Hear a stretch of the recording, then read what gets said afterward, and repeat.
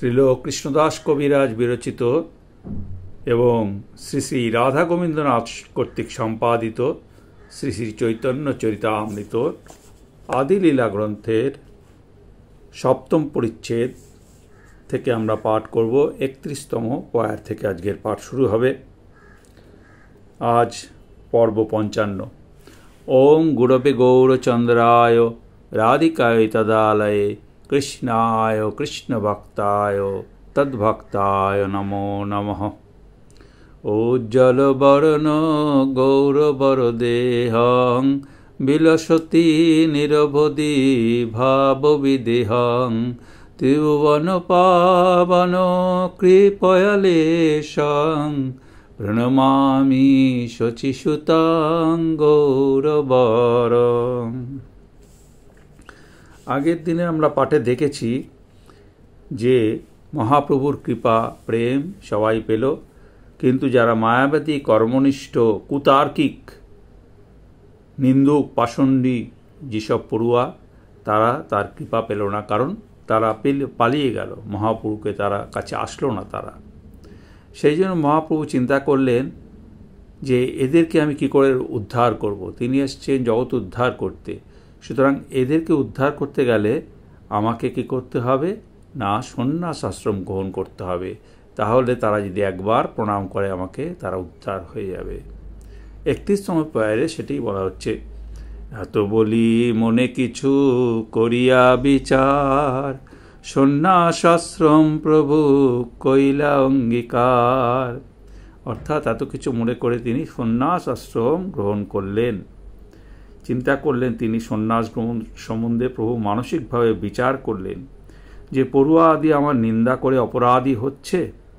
এই অপরাধ থেকে মুক্ত না হলে তাদের চিত্তে ভক্তিত্ব উদ্রেক হতে পারে না, অথচ তাদের অপরাধ মোচনের কোনো উপলক্ষ পাওয়া যাচ্ছে না। আমাকে যদি একটি নমস্কার করত, তাহলে সেই নমস্কারের উপলক্ষেই তাদেরকে অপরাধ মুক্ত করা যেত। কিন্তু আমার বর্তমান অবস্থায় তো তারা আমাকে নমস্কার করবে না। আমি যদি সন্ন্যাস গ্রহণ করি, তাহলে সন্ন্যাসী জ্ঞানে তারা আমাকে নমস্কার করতে পারে। অতএব অবশ্য আমি সন্ন্যাস করব। সন্ন্যাসীর বুদ্ধে মোর প্রণতিতে হবে তাদের অপরাধ ক্ষয়, নির্মল হৃদয়ে ভক্তি করিব উদয়। 24 বৎসর ছিলা গৃহস্থ আশ্রমে, 25 বর্ষে কইল জ্যোতি ধর্মে। 32তম পয়ারে বলা হচ্ছে যে যারা পণ্ডিত তারা বিভিন্নভাবে আলোচনা করে দেখেছেন যে 1431 শকাব্দের মাঘ মাসের সংক্রান্তির দিনে শুক্লপক্ষ ছিল। জ্যোতিষের সূক্ষ্ম গণনায় জানা যায় ওই সংক্রান্তির দিনে পূর্ণিমাও ছিল। প্রভু 1431 শকের মাঘী সংক্রান্তিতে পূর্ণিমা তিথিতেই সন্ন্যাস গ্রহণ করেছিলেন। জ্যোতিষের গণনায় এটাও জানা যায় যে 1407 শকের 23 ফাল্গুন তারিখে প্রভুর আবির্ভাব হয়েছিল। সুতরাং 1431 শকের 23 ফাল্গুনেই প্রভুর ক্রমলীলার বয়স 24 বছর শেষ হয়ে 25 বছর আরম্ভ হতো। তাই সন্ন্যাসের তারিখকে মোটামুটি হিসাবে 25 বর্ষের প্রায় আরম্ভ বলা যায়, তফাৎ মাত্র 23 দিনের। তাই বলছে যে 25 বর্ষে কইল জ্যোতি ধর্মে। 33তম পয়ারে বলা হচ্ছে। সন্ন্যাস করিয়া প্রভু কইল আকর্ষণ, যতেক পালায়া ছিল তার্কিকাদিগণ। কইল আকর্ষণ, তিনি নিজের প্রতি আকৃষ্ট করলেন সবারকে, নিজের প্রতি শ্রদ্ধা জন্মালেন, নিজের প্রচারিত মতের অনুবর্তী হওয়ার নিমিত্ত আগ্রহান্বিত করল। পালায়া ছিল মানে যারা পালিয়ে গিয়েছিল, গৃহস্থ আশ্রমে অবস্থানকালে প্রভুর নিকট থেকে দূরে সরেছিল এবং তার প্রচারিত যে ধর্মমতের অনুসরণ করতে তারা অনিচ্ছুক ছিল। তার্কিকাদি বলতে এখানে বোঝাচ্ছে কুতর্কনিষ্ঠ ভগবৎ বিদ্বেষী প্রভৃতি ব্যক্তিগণ। সাধারণত যার মনে মুখে এক, যার মধ্যে আন্তরিকতা ও আত্মত্যাগ দৃষ্ট হয়, তার প্রতি লোকের শ্রদ্ধা ও ভক্তি জন্মে। লোকে যখন দেখল শ্রীমান মহাপ্রভু ধর্মভাবে প্রণোদিত হয়ে তার নিতান্ত আপনার জনগণকে দুঃখসাগরে ভাসিয়ে সুখের ঘর সংসার ছেড়ে চলে গেলেন। তার নিরাশ্রয়া বৃদ্ধা জননী, যিনি প্রতিশোকে ম্রিয়মানা, যিনি একাদিক্রমে 8টি সন্তানের মৃত্যুজনিত শোকে এবং তারপরে সর্বগুণ ভূষিত উপযুক্ত পুত্র বিশ্বরূপের সন্ন্যাস গ্রহণজনিত হৃদয় বিদারক দুঃখে জর্জরিত, এবং একমাত্র সন্তান শ্রীনিমায়ের মুখ দেখে যিনি এত দুঃখেও জীবন ধারণ করছিলেন এবং তার ভরণ পোষণ ও তত্ত্বাবধান করবার নিমিত্ত আপনজন আর কেউ ছিল না, সেই নিরাশ্রয়া মাতাকে পরিত্যাগ করে গেলেন।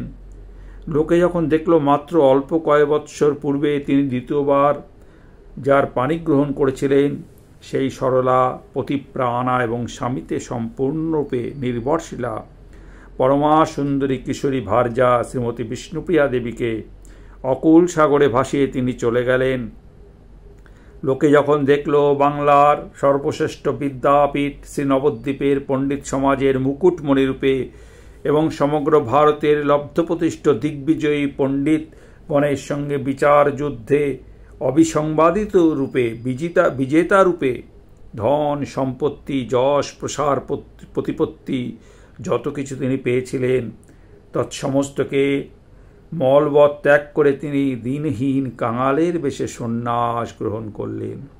তখন সকলেই, এমনকি যারা এ পর্যন্ত শ্রীনিমাই পণ্ডিতকে ধর্মদ্রোহী, সমাজদ্রোহী, বিদ্যাগর্বী আদি মনে করে তার বিরুদ্ধাচারণ করতেন, তারাও উদ্দিষ্ট বিষয়ে প্রভুর আন্তরিকতা এবং লক্ষ্যপ্রাপ্তির উদ্দেশ্যে তার আত্মত্যাগ দিকে বিস্মিত হয়ে গেলেন এবং তার প্রতি শ্রদ্ধা সম্পন্ন হয়ে তাতে অনুগত হয়ে পড়লেন। 34তম পয়ারে পড়ুয়া পাষণ্ডী কর্মী নিন্দকাদি যত, তারা সে প্রভু পায় হয় অবনত। এইবার যারা পালিয়ে গেছিল তারা সব পড়ুয়া অর্থাৎ টোলের ছাত্র, পাষণ্ডী বলতে ভগবত বিদ্বেষী, কর্মী মানে বেদের কর্মমার্গে যে রত ব্যক্তিগণ, নিন্দক যারা কেবল পরনিন্দাতেই আনন্দিত হয়। এখন প্রভু যখন গৃহস্থাশ্রমে ছিলেন তখন এই সমস্ত পড়ুয়া পাষণ্ডী কর্ম আদি তার নিন্দা করত। প্রভু সন্ন্যাস গ্রহণের পরে তারা সকলেই তার এসে পায়ে নত হল।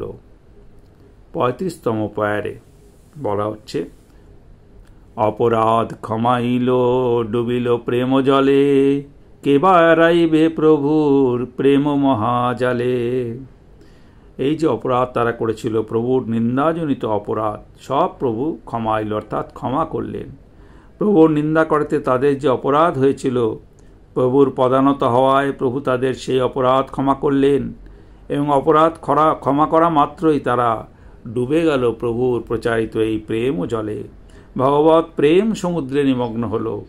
যতক্ষণ মহতের অবমাননা জড়িত অপরাধ থাকে ততক্ষণ চিত্তে ভগবৎ প্রেমের আবির্ভাব হতে পারে না। কে বা এড়াইবে বলতে প্রভু যে প্রেমের বিস্তীর্ণ জাল পেতেছেন, কেউ তা ছেড়ে দূরে থাকতে পারল না।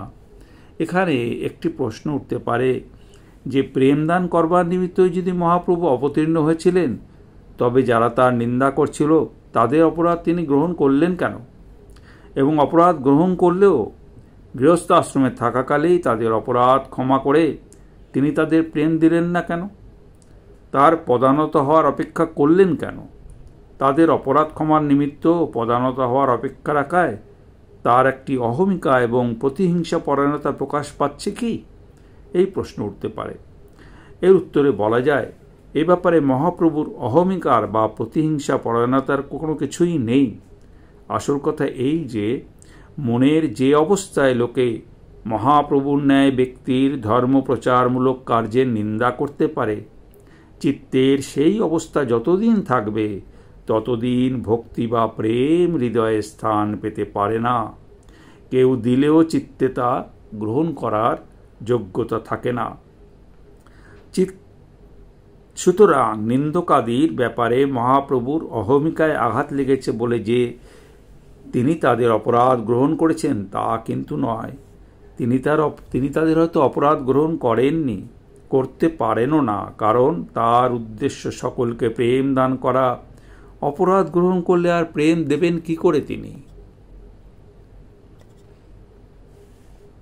নিন্দাকারীর চিত্তের অবস্থার পরিবর্তনের নিমিত্তই বরং তিনি উৎকণ্ঠিত হলেন।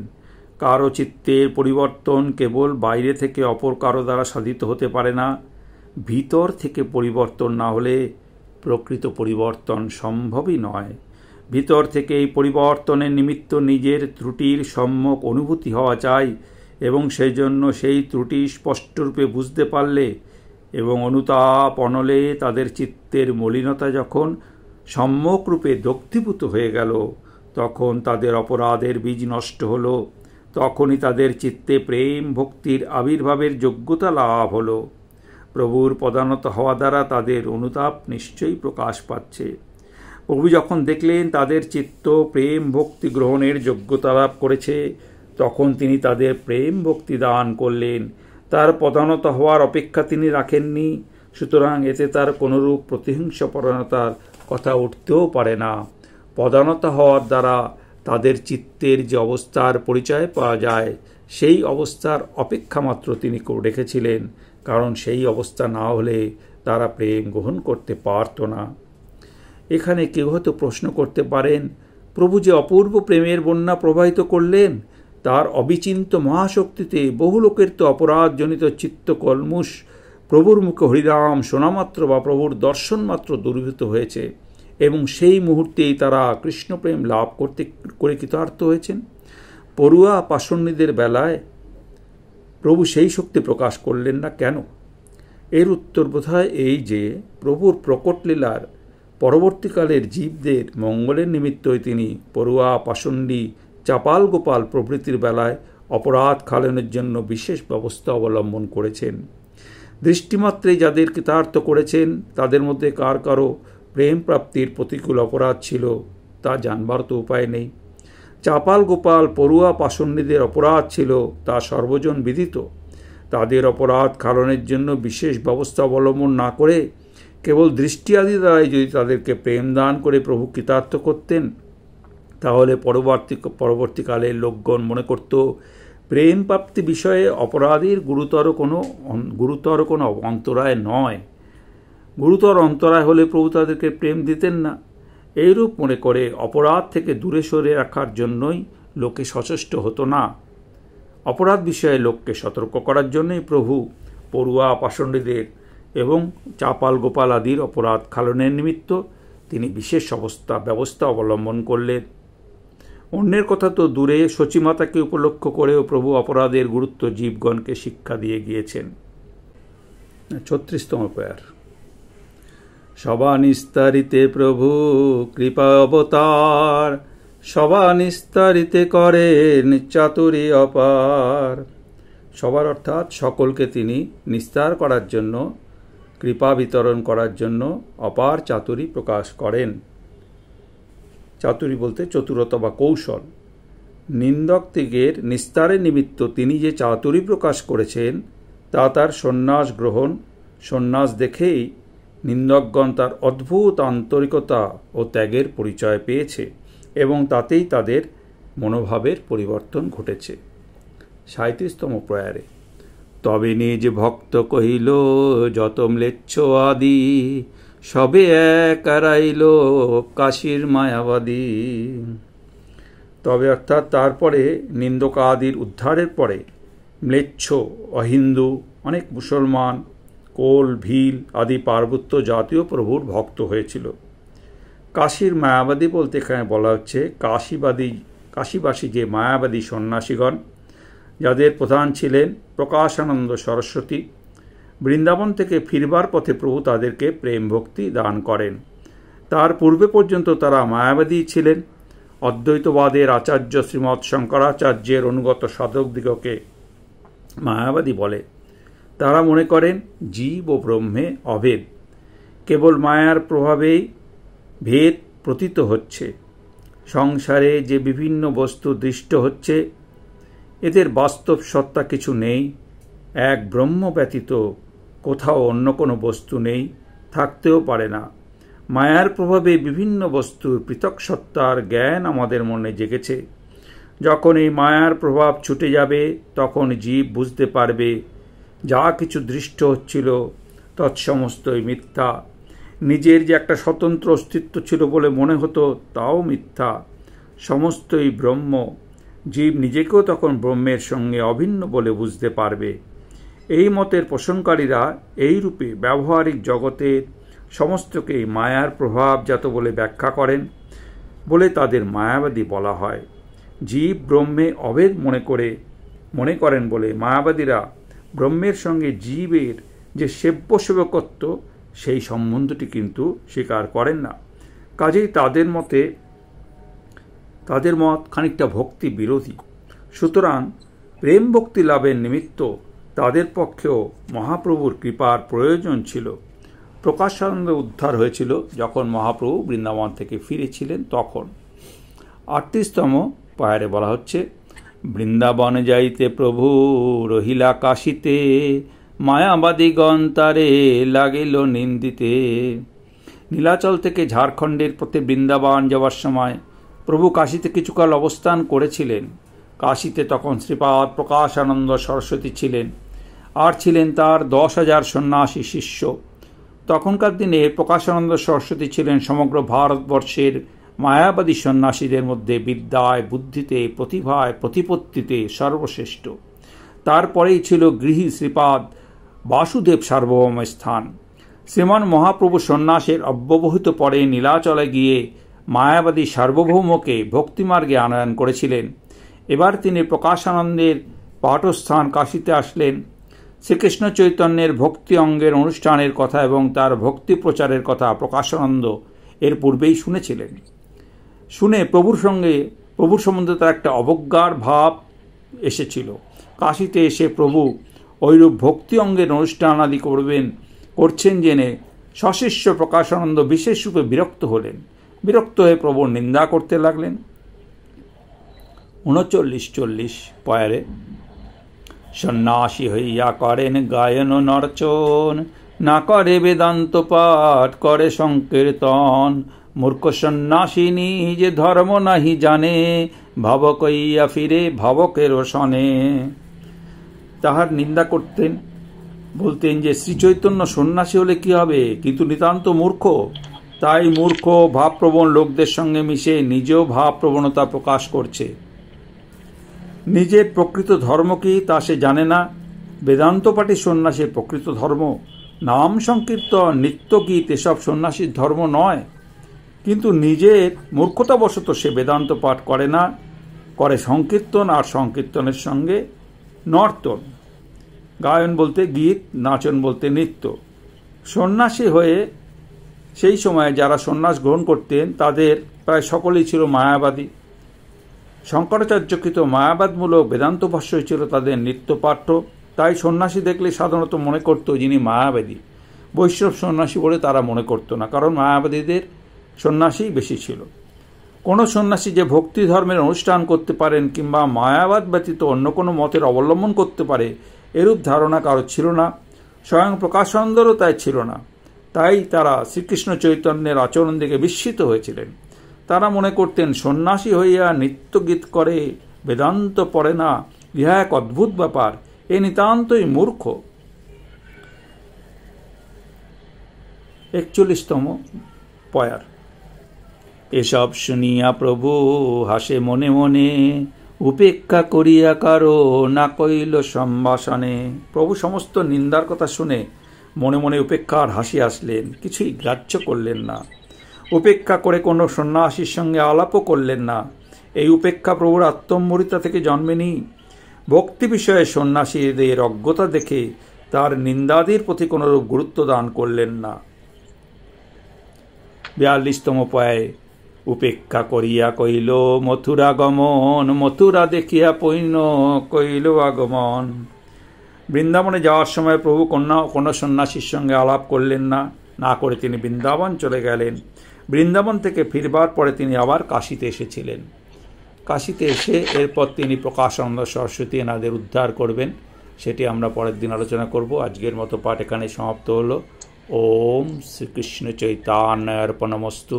হরি ওম তৎসৎ।